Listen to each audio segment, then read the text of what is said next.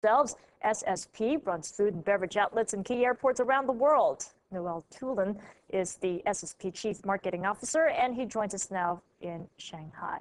So, Noel, how is the business coming along in the region? People are traveling less, and as far as IATA is concerned, does that mean reduced traffic at your outlets? Well, I guess the good news is even those IATA figures are tough ones. In the region, it's not really looking like that at all. In fact, in terms of traffic, the World Tourism Council sees China's growth continuing in terms of tourism numbers significantly over the next 8 years. And I guess more importantly, business traffic as well continues to boom right across the region. Also, airport construction, which is a real indicator of traffic for us, the food and beverage suppliers. There are, I believe, almost 80 new airports being built in China over the next 5 years, and another 70 airports or more that see major construction and development.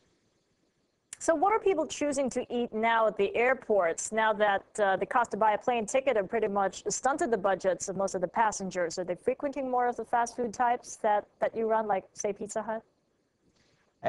There's a real wide choice of food on offer these days in airports, and people are spending more time at airports for various reasons, including security delays and overall congestion.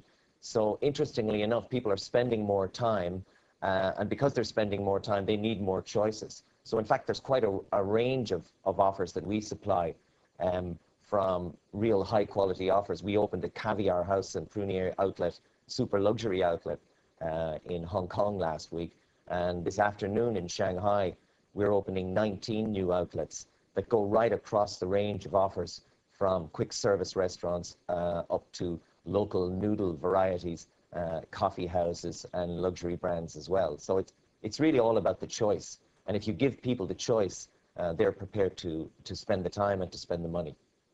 So what is the average amount of money spent now for each of the visits of the passengers, of the clients? Have they gone bigger, I mean, compared to last year when oil prices were just about $50 a barrel?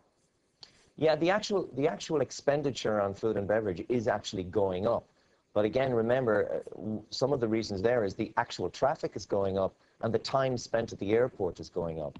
And also it looks like people are generally moving up the chain in terms of quality as well, because why should they go down in quality if they're spending more time at the airports?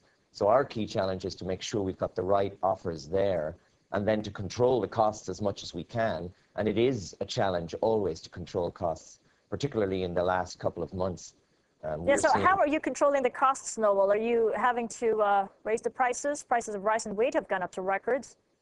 Yeah, those prices are hurting us. We're seeing serious inflation in that area. But part of our business, a growing part of our business, and already a significant part, is cold beverages. And cold beverages, we've managed to keep those costs down. So overall, we've just about maintained a cost inflation of below 5%.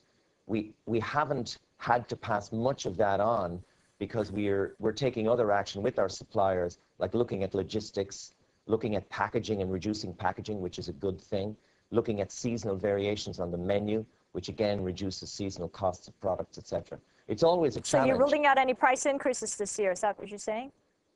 We will have some price increases, but way below the cost of inflation, which is good news for everybody. What about those upscale customers? I mean, aren't the business and first-class passengers opting to go straight to their exclusive lounges these days and dine for free rather than make a stopover at your upscale restaurant? Well, the more up-class passengers, if you like, whether they're tourists, whether they're on business, they are willing to spend the money. We just recently did some research across the world, and 50% of people we know are willing to spend more money at the airports for food and beverage if they get the right quality offer. And again, that's the challenge. If we get the quality offer in front of the right people at the right time, they are willing to spend the money, and we see them doing it. Now, we got about 30 seconds. So what other food brands are you going to be opening soon if you're going to be providing choice to the passengers? Well, Caviar House and Prunier is a really exciting one for us because I think it addresses that issue of luxury food brands, and there isn't many in the world. That's certainly exciting. We have our own Cafe Ritazza, which is you're going to see a lot of across Asia as well. And then it's everything in between. We're opening a Burger King this afternoon, as well. And then what we're excited about as well is the local Asian brands, not only in Asia, but also back in Europe and in the States as well.